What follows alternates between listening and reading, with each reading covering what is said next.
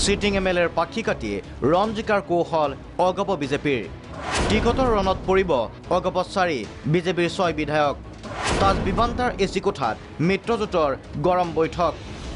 BJP অগপৰ মিত্ৰজোঁট চৰকাৰে যাতে পুনৰ দিছপুৰৰ গাড়ী দখল কৰিব পাৰে তাৰ সকলো ধৰণৰ ৰণনীতি সম্পূৰ্ণ কৰিছে দল দুটাৰ নেতৃত্বই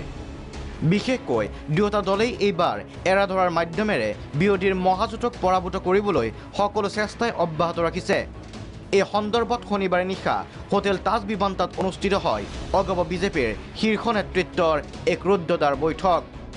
বিজেপিৰ কেন্দ্ৰীয় সাংগঠনিক সাধাৰণ সম্পাদক BL সন্তোষৰ উপস্থিতিত অনুষ্ঠিত এই বৈঠকত অগপ বিজেপিৰ আসনৰ ভাগ বতৰাক লৈও হয় এক প্ৰকাৰৰ চূড়ান্ত সিদ্ধান্ত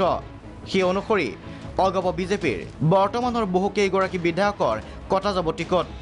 কিয়নো জিকি অহাৰ স্বাৰ্থত বিজেপিয়ে অগপলৈ এৰিব বিশ্বনাথ বটদ্ৰৱা ৰহা সমষ্টি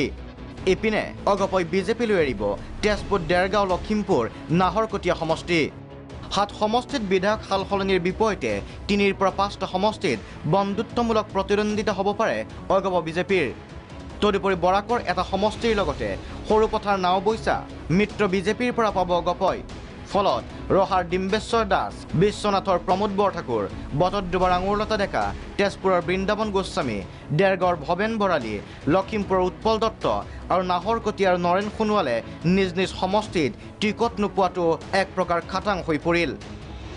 পুনৰ শাসনৰ গাড়ীত বহাৰ স্বাৰ্থতে অগপ বিজেপিয়ে গ্ৰহণ কৰিবলৈ বাধ্য হৈছে এই কঠোৰ সিদ্ধান্ত কিয়নো উল্লেখিত প্ৰায় সংখ্যক বিধায়কে হেৰুৱাইছে গণভিত্তি জনসমৰ্থন তাতে আকৌ কংগ্ৰেছ AIDFৰ মহাজোঁট বিৰোধীৰ মহাজোঁটৰ দ্বাৰা যাতে সাহসীয় পক্ষৰ কোনো ক্ষতি হ'ব নোৱাৰে তাক লৈ সচেতন অগপ বিজেপি নেতৃত্ব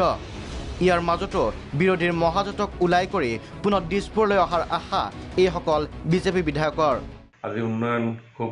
দ্ৰুতগতিত খুব কম সময়ৰ ভিতৰত অসমৰ মানচিত্ৰত অসমৰ জনসাধাৰণে দেখিবলৈ পাইছে ৰাইজৰ যিসমূহ মনৰ বেদনা আছিলে সেই বেদনাসমূহৰ উপশম ঘটিছে অৱশ্যে এতিয়াও প্ৰত্যাশা বহুত আছে গতিকে আগন্তুক দিনত পুনৰ ভাৰতীয় জনতা পাৰ্টিৰ চৰকাৰখনকে জনসাধাৰণে বিচৰাৰ এটা পৰিৱেশ ইতিমধ্যে নিৰ্মাণ হৈছে এবাৰ আমি গহপুৰ সমষ্টিত খুব সংগঠিতভাৱে আমি আগবাঢ়িছোঁ গহপুৰ সমষ্টিত AIDF আৰু মিত্ৰ বা কংগ্ৰেছৰ মিত্ৰতাই আমাক কোনো এফেক্ট কৰিব নোৱাৰে গহপুৰ সমষ্টিত ভাৰতীয় জনতা পাৰ্টি নিশ্চিতভাৱে জয়যুক্ত হ'ব কংগ্ৰেছ আৰু AIDFৰ মহাজোঁটত আমাক একো প্ৰব্লেম কৰিবলৈ আমি একো ভাবাই নাই কংগ্ৰেছ আগতো আছিলে AIDF আগতে আছিলে কংগ্ৰেছ ইমান বছৰ ৰাজত্ব কৰিলে কৰাৰ পিছতো আজিৰ দিনত তেওঁলোকে জোটবন্ধন কৰিব লগা হ'ল 30 বছৰ 40 বছৰ ৰাজত্ব কৰাৰ পিছত মোৰ সমষ্টিটো ইমান পিছপৰা সমষ্টি আছিলে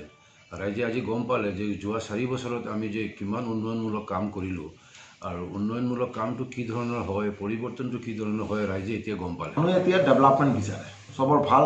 কমিউনিকেশ্যন চেক্টৰ ভাল লাগে তেওঁৰ ল'ৰা ছোৱালীয়ে ভাল পঢ়া শুনা কৰাৰ যে এটা ব্যৱস্থা এইবিলাক বিচাৰে UDF আৰু কংগ্ৰেছৰ যি কমিউনেল পলিটিক্স যিটো এইটো তেওঁলোকে আৰু জনতাই নিবিচাৰে তেওঁলোকৰ কোনো বৰাক উপত্যকাত প্ৰভাৱ নাই এইটো আফটাৰ ইলেকশ্যন আপোনালোকে এইটো দেখি পাব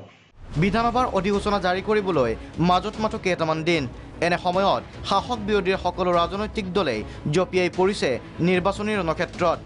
সকলো দলৰ নেতৃত্বই আশা কৰিছে জনগণে এইবাৰ ভোট দিব তেওঁলোকক কিন্তু কোনে চৰকাৰ কৰিব এয়া সময়তহে হ'ব স্পষ্ট